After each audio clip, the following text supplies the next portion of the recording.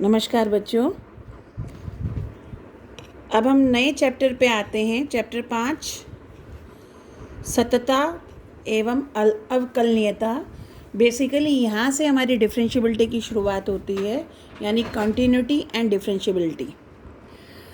कक्षा 11 में 11th class में आपने लिमिट्स के बारे में पढ़ा था और कुछ फंक्शंस के डिफरेंशियल आप लोगों ने निकाले थे, डेरिवेटिव्स निकाले थे।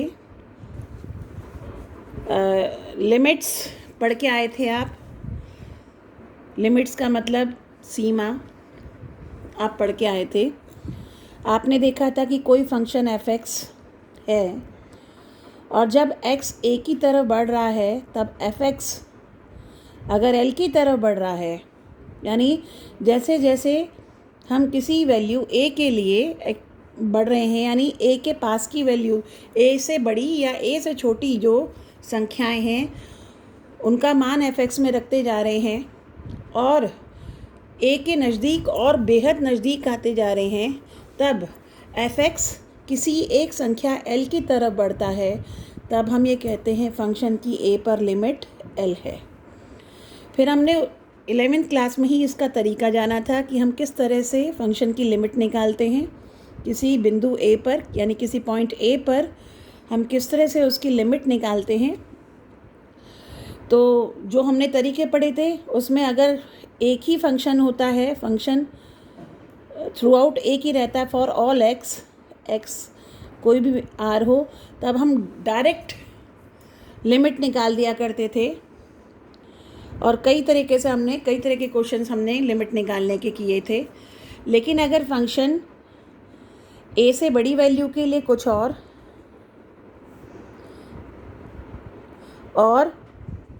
लेट्स सपोज f1 कोई फंक्शन था और a से छोटी वैल्यू के लिए कुछ और फंक्शन था, ऐसी स्थिति में लिमिट निकालने के लिए हम लेफ़्ट हैंड लिमिट और राइट हैंड लिमिट निकालते थे और यहाँ पर लेफ़्ट हैंड लिमिट निकालते थे।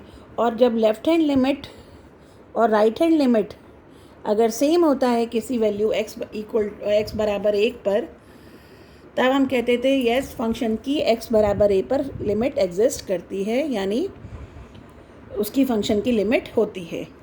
तो मैं ये सब याद दिला रही हूँ आपको।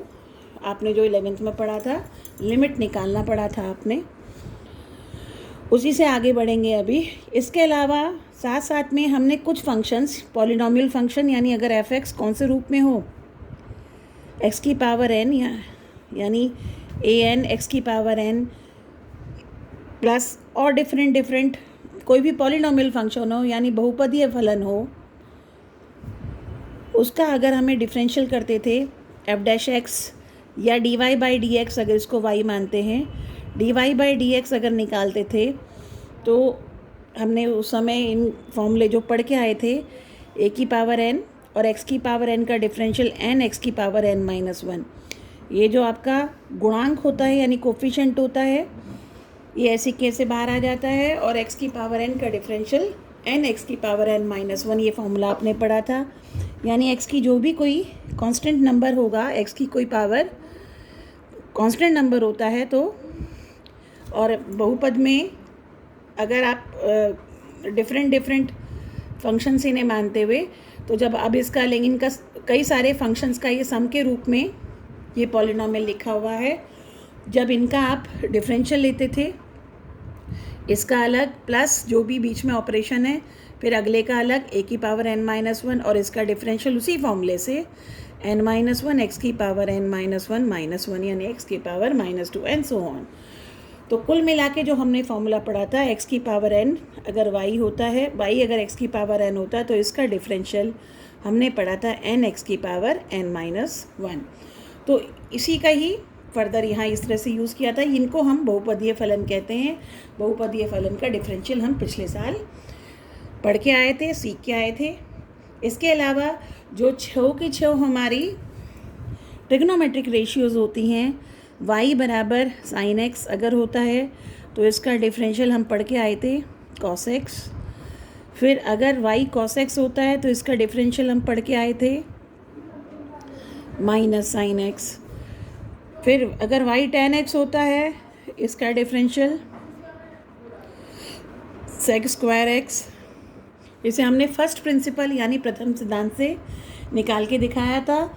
और फिर इनका डायरेक्ट फॉर्मूले, ये फॉर्मूले बन गए।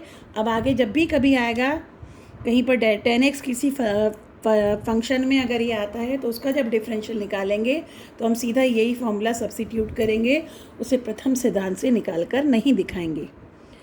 y अगर cos x होता है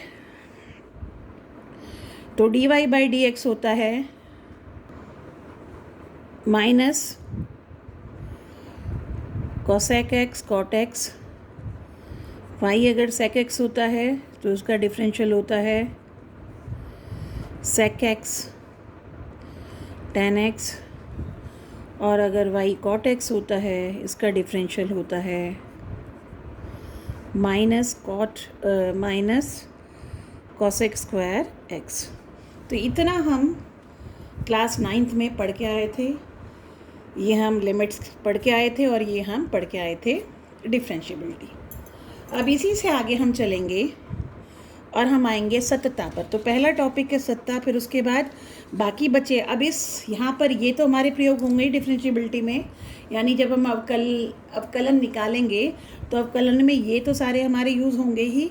इसके अलावा जितने इन्वर्स फलन हैं, log x फलन है, एक्सपोनेंशियल फलन है यानी एक्सपोनेंशियल फंक्शंस हैं, यानी कि चरघातांकी फलन हैं, उन सब के इस साल हम अब आगे पढ़ेंगे। इन्हें ये भी यूज़ आएगा और वो भी यूज़ आएगा। लेकिन सबसे पहले हम आते हैं सत्यता पर। तो अब देखिए सत्यता क्या चीज़ होती है। सत्यता पर आइए।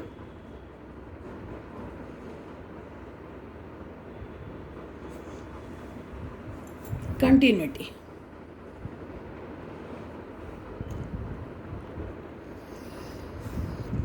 कोई फंक्शन है f(x), फंक्शन मैं लिख रही हूँ इस तरह से कि ये है 5 जब x का मान है 0 से बड़ा, और -5 जब x का मान है 0 से छोटा। ये आपका एक फंक्शन है। अगर आप इसे ड्रॉ करेंगे, इसे यानी x का मान जब 0 से बड़ा होगा तो y का मान हमेशा क्या होगा, 5 होगा। तो अगर हम इसको ड्रॉ करते हैं,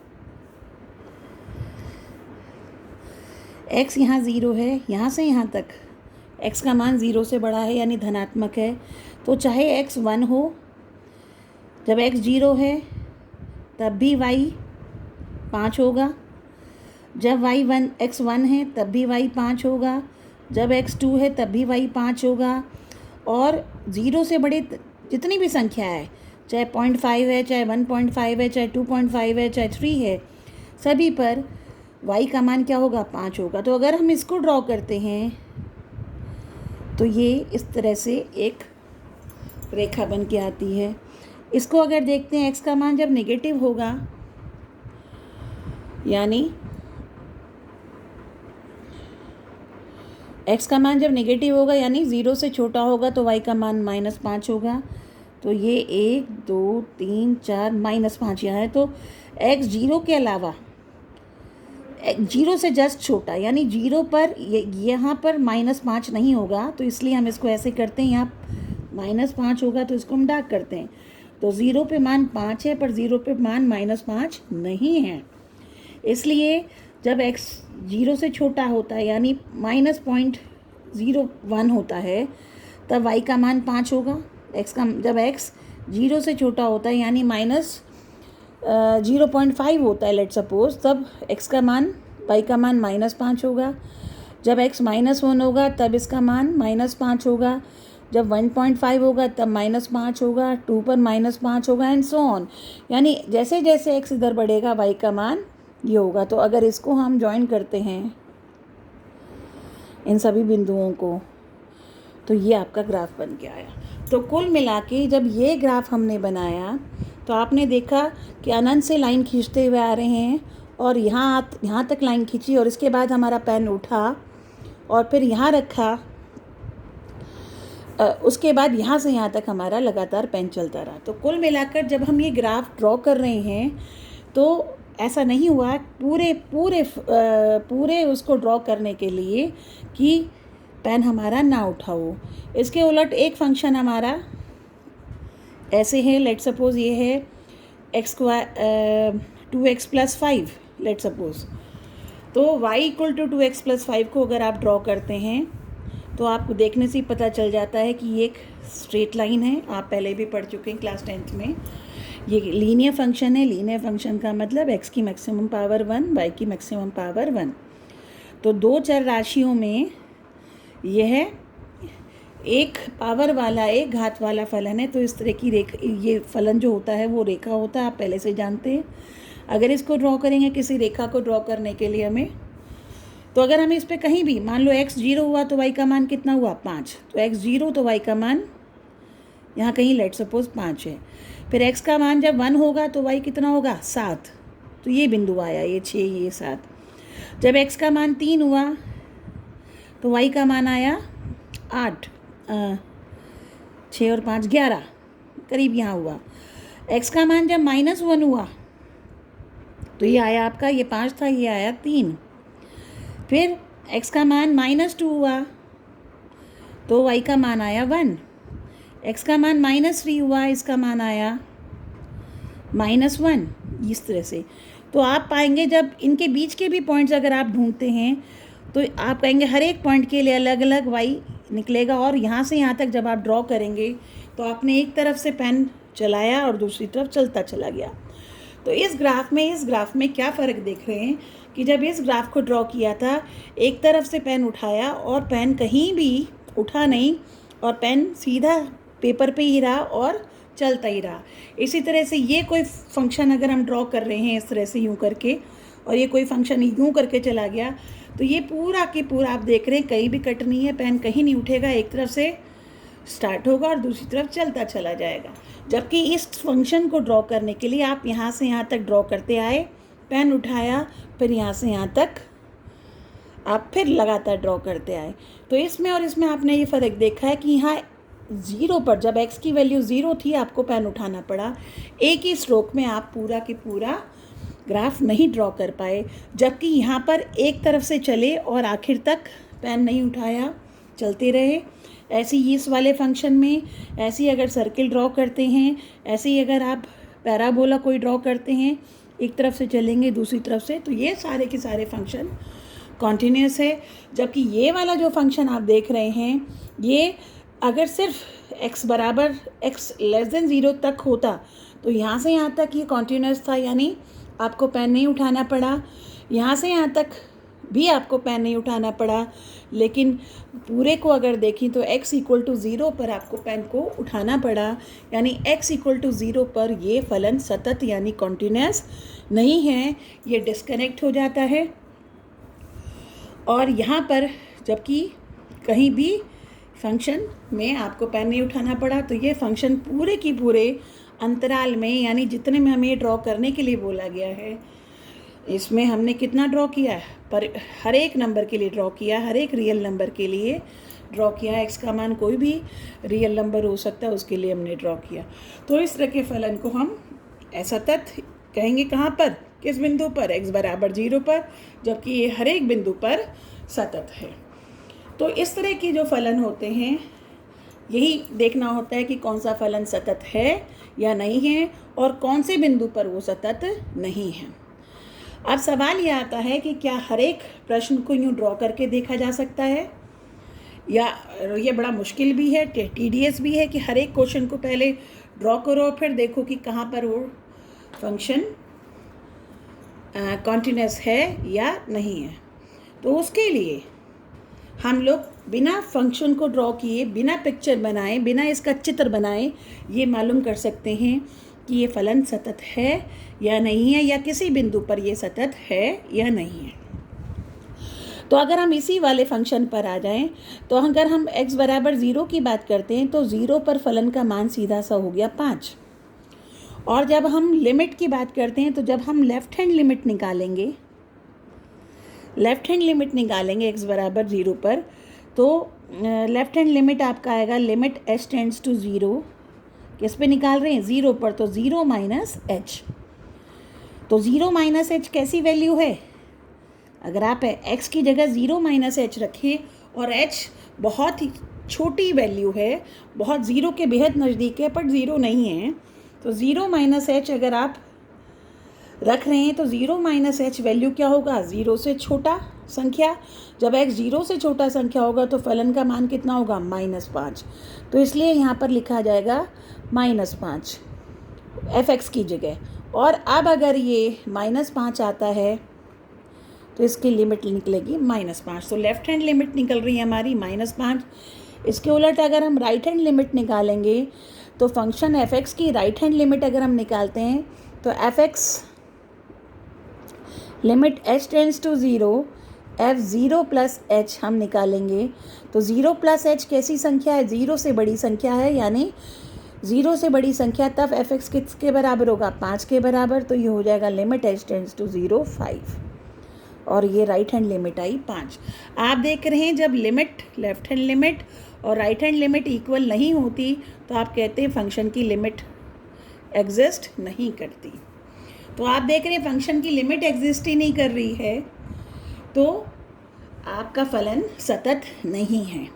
जबकि अगर यहाँ पर 0 की बात करते हैं तो इस फलन में जब हम लेफ्ट हैंड पहले तो फंक्शन की वैल्यू 0 पर इसका फलन का मान होगा 5, x को 0 रखा, सिर्फ बिंदु 0 पे निकाल के दिखाती हूँ। और अगर फिर हम लेफ्ट हैंड लिमिट निकालेंगे तो limit h tends to 0 f(0 minus h), चूँकि चाहे 0 माइनस एच हो चाहे 0 प्लस एच हो, दोनों ही स्थितियों में फलन एक ही है तो यही रखा जाएगा। तो limit h tends to 0, x की जगह रखा 0 माइनस एच प्लस 5। और जब हम लिमिट लेंगे, अब मैं ये नहीं बताऊंगी लिमिट कैसे लेते हैं क्योंकि इस पे हम खूब अच्छे से डिस्कशन कर चुके हैं क्लास 11th में, और बहुत सारे क्वेश्चंस हम निकाल चुके हैं, right limit, left hand limit और डायरेक्ट लिमिट भी। तो इस क्वेश्चन में आप डायरेक्ट लिमिट भी निकाल सकते हैं, लेकिन हम यहाँ पर दोनों निकाल के दिखा रहे हैं, उससे कोई फ़र्क नहीं पड़ता। चाहो तो आप इस तरह के क्वेश्चंस में तो आपको निश्चित तौर पे लेफ़्ट और राइट हैंड लिमिट निकालनी ही पड़ेंगी क्योंकि दोनों ही स्थितियों में फ़लन अलग अलग है। लेकिन यहाँ पर चूँकि फ़लन एक है तो आप डायरेक्ट लिमिट भी निकाल सकते हैं और आप चाहें तो दोनों राइट और लेफ़्ट हैंड लिमिट दोनों निकाल सकते हैं अलग अलग। तो अब मैं यहाँ राइट हैंड लिमिट निकाल रही हूँ तो लिमिट h टेंड्स टू 0, इस समय भी फंक्शन होगा 0 प्लस h प्लस 5, और जैसे ही हमने यहाँ पर h की वैल्यू रखी, h की जगह 0 रखा, राइट हैंड लिमिट भी आ गई 5। तो इस तरह से आपने देखा है left hand limit, right hand limit and value of the function at x equal to 0, ये दोनों की दोनों, तीनों की तीनों बराबर है। तो ऐसी स्थिति में फंक्शन हमारा कॉन्टिन्यूस है। तो यहीं से हम कहते हैं कि फंक्शन कॉन्टिन्यूस कब है। अब मैं इसकी डेफिनेशन आपको देती हूँ कि कोई भी फंक्शन कॉन्टिन्यूस यानी सतत तब है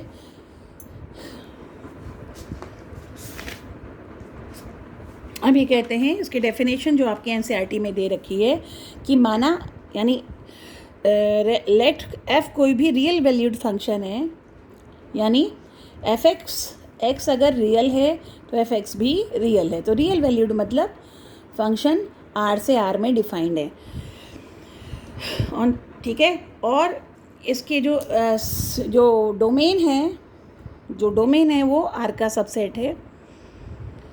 तब फंक्शन किसी point x equal to c पर फंक्शन कॉन्टिन्यूस होगा, यानी किसी बिंदु c पर पेन नहीं उठेगा।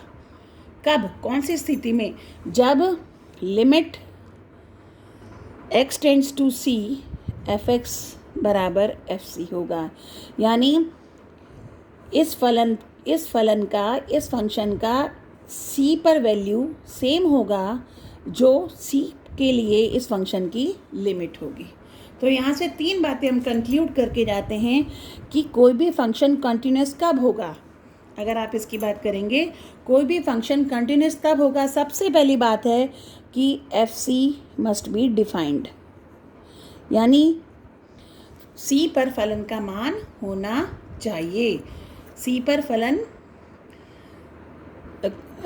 फलन डिफाइन होना चाहिए, यानी परिभाषित होना चाहिए। यानी अगर मैं कहती हूँ कि मैंने एक 10x एक फलन लिया y बराबर 10x, और आप देखते हैं x बराबर π/2 के लिए 10 π/2 आपका नॉट डिफाइन है, तो x इक्वल टू π/2 पे फंक्शन की वैल्यू ही एग्जिस्ट नहीं करती, यानी π/2 पे फलन डिफाइन ही नहीं होता। तो ये तो सवाल ही नहीं पैदा होता कि फलन एक कंटिन्यूस होगा या नहीं होगा। तो सबसे पहले जब भी हमें चेक करना है कि कोई फंक्शन किसी बिंदु पर कोई फलन कॉन्टिन्यूस है या नहीं है, तो सबसे पहले हम उसकी वैल्यू निकाल के देखेंगे उस बिंदु पर, बिंदु सी पर, और आप पाएंगे कि अगर वो डिफाइंड है तब हम आगे बढ़ेंगे। फिर हम उसकी लिमिट निकालेंगे। लिमिट का मतलब अगर फंक्शन की डायरेक्ट लिमिट लग जाती है तो हम कहेंगे limit x tends to c f(x) exist करती है, यानी उसकी जो लिमिट है c पर जब लिमिट निकालेंगे वो लिमिट निकलेगी, यानी उसका एग्जिस्टेंस है। यानी कि लेफ्ट हैंड लिमिट और अगर राइट हैंड लिमिट किस पर, x बराबर c पर अगर बराबर होता है तो v से कि फंक्शन की लिमिट एग्जिस्ट करती है। तो पहला काम है डिफाइन, फंक्शन डिफाइंड है या नहीं।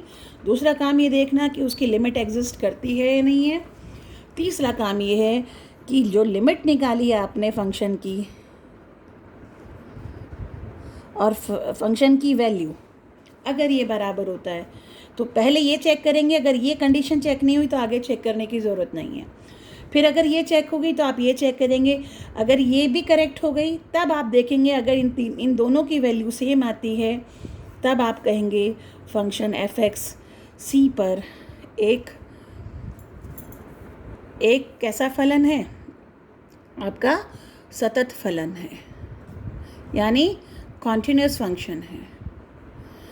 तो आप समझ गए होंगे कॉन्टिन्यूस का मतलब, कॉन्टिन्यूस का नाम से ही जाहिर होता है वो फलन जो किसी बिंदु पर अगर हम चेक करें, जिस भी बिंदु पर सी पर अगर हम चेक कर रहे हैं तो उस बिंदु पर बाएं से दाएं, लेफ़्ट से राइट अगर आप या राइट से लेफ़्ट अगर आप ग्राफ ड्रॉ करते हैं तो आपका पेन ना उठे। और उसका तरीका ये है निकालने का। तो पहला पॉइंट कि फंक्शन सी पर डिफाइंड होना चाहिए। अगर ये बात वेरीफाई हो जाती है तब फिर आप देखते हैं कि x बराबर c पर लिमिट एग्जिस्ट करनी चाहिए। जब दूसरी बात एग्जिस्ट कर जाती है तब आप आते हैं और देखते हैं कि क्या ये दोनों वैल्यूज़ बराबर हैं, यानी लिमिट जो निकाल रहे हैं c पर और वैल्यू ऑफ द फंक्शन अगर आप निकाल रहे हैं, अगर ये दोनों बराबर हैं देन यू से function is continuous at that point c, यानी x बराबर c पर फलन सतत है। तो ये बेसिकली आपकी डेफिनेशन हो गई, परिभाषा हो गई सततता की। और इसी चीज़ को आप अब बहुत सारे एग्जाम्पल आपकी एनसीईआरटी में दिए हुए और बहुत अच्छे एग्जाम्पल्स हैं, उनको आप करेंगे। मैं अब सभी वीडियो में ये एग्जाम्पल्स भी आपको एक्सप्लेन करूँगी, लेकिन इनको कैसे लिखना है ये मैं नहीं बताऊँगी, ये आपको किताब में दिया है, किताब में से देखेंगे लिखने का तरीका। मैं सिर्फ आपको उसको एक्सप्लेन करूँगी। जैसे कि हम एग्जाम्पल 1 पर आते हैं। एग्जाम्पल 1 में आपको दिया f(x) बराबर एक फंक्शन दिया है 2x + 3। आपसे पूछा है कि चेक करो x = 1 पर ये फंक्शन सतत है या नहीं है। यानी अभी एक ही बिंदु पर पूछा है कि आपको बिंदु 1 पर जब x का मान 1 हो उस पर आपका फलन सतत हो या नहीं हो। यानी जब आप फंक्शन को ड्रॉ करते हुए आ रहे हैं और जब x बराबर 1 पर जा पहुँचे तो x बराबर 1 पर आपका पेन रुक कर उठेगा नहीं, उसी से आगे बढ़ जाएगा। तो ये आपको देखना है। तो तरीका बताया था। पहला काम फंक्शन की वैल्यू देखना।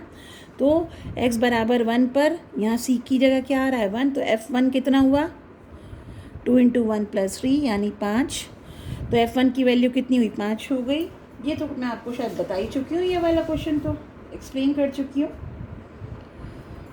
तो ये तो मैं अभी इसी वीडियो में मैं ये एक्सप्लेन कर चुकी हूँ और लिमिट भी निकाल चुके हैं। तो वही आपका एग्जाम्पल 1 है, उसको मैं अभी आपका एक्सप्लेन कर चुकी हूँ। एग्जाम्पल 2 पर आइए। f(x) = x² और ये कहते हैं कि x बराबर 0 पर बताइए कि ये फलन आपका कॉन्टिन्यूस है या नहीं है। तो आप देखेंगे पहला पॉइंट कि ज़ीरो पर क्या ये बिंदु का मान है या नहीं है, तो ज़ीरो का वर्ग ज़ीरो ही होता है, ये डिफाइंड है यानी परिभाषित है। तो अब इसका मतलब पहली बात तो सही हो गई। अब दूसरी बात पर आएंगे, लिमिट निकालेंगे। जब फलन एक ही रहता है, चाहे ज़ीरो से छोटा हो चाहे ज़ीरो से बड़ा हो, तब हमें लेफ़्ट और राइट हैंड लिमिट निकालने की ज़रूरत नहीं पड़ती, बल्कि हम डायरेक्ट लिमिट निकाल देते हैं। तो हम निकालेंगे x टेंड्स टू ज़ीरो, यानी ज़ीरो पे निकालना है, तो x tends to zero fx, और fx कितना है आपका x स्क्वायर। और यहाँ पर x की जगह ज़ीरो रख के देखेंगे तो ज़ीरो का स्क्वायर एक डिफाइंड वैल्यू है यानी ज़ीरो, तो लिमिट जो निकली वो भी कितनी निकली, ज़ीरो। तो आपने देखा लिमिट भी एग्जिस्ट करती है। अब आप देख रहे हैं फंक्शन की वैल्यू भी ज़ीरो है और लिमिट ज़ीरो पर जब लिमिट निकाल रहे हैं वो भी ज़ीरो है। इसका मतलब value of the function at x equal to zero, यानी ज़ीरो पर जो वैल्यू है फलन की वो ज़ीरो पे ही इसी फंक्शन की लिमिट के बराबर है, इसलिए ये भी ज़ीरो पर क्या है, कॉन्टिन्यूस है, यानी कि ये फलन क्या है, सतत है। तो इस तरह से ये आपका दूसरा एग्जाम्पल भी हो जाता है। अब आते हैं तीसरे एग्जाम्पल पर।